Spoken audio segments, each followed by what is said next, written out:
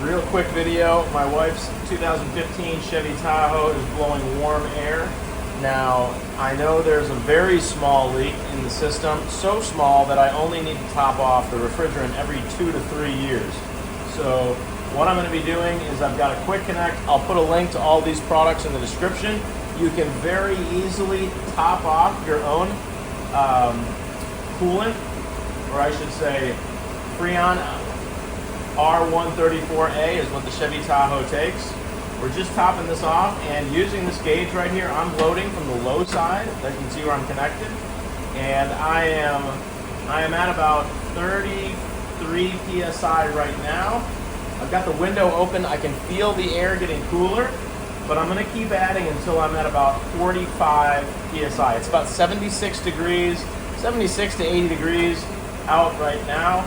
So I'm going to add another can until I get to 45. So I'll show you how I do this. I'm going to unscrew my connector right now, so that will remove the needle.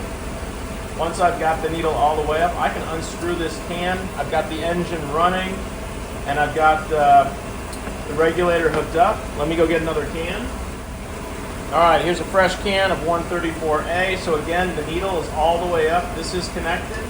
So I'm just going to screw this on. That's nice and snug. Now I'll slowly drop the needle valve, and I'll know when I've punctured the can because I'll see the needle move.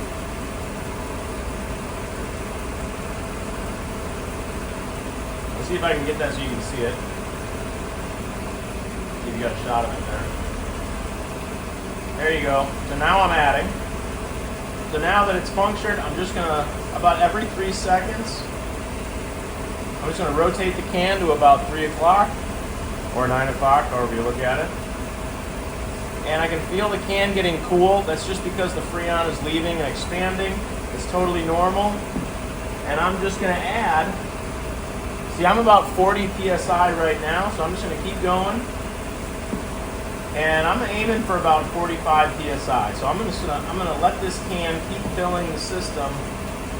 Again, about every 3 seconds, I just rotate the can. It is getting cool in my hand, which is fine. That just means I'm loading the system. And I'm just going to keep an eye on it. Don't freak out if you get a little bit above 45. That's not a big deal.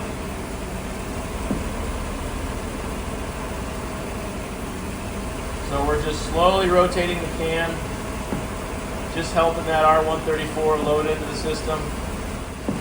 It's super easy to do this. All you need is this quick regulator. I'll put a link in the description where you can buy one on Amazon. You can get these cans of Freon locally if you want, or you can buy them online too. Again, I'll put links for everything in the description. Super easy to do this. You do not need to go to an AC shop unless you're sure that one of your hoses is leaking and you don't feel like fixing it yourself. I've got the window open, so if I go feel the air, yep, we've already got cool air flowing inside the Tahoe, which is great, but I want to get it a little colder. And again, we're still under 40 psi, so I'm just going to let this thing keep loading. So when you are loading the 134 into your car, you want to have the engine on and you want to have your air conditioner on full. So turn the dial all the way down to low. You really want your AC on full blast while you're loading R134 into your. This is my last can, so I've added about 2 cans. I might actually need another one, but I don't have one right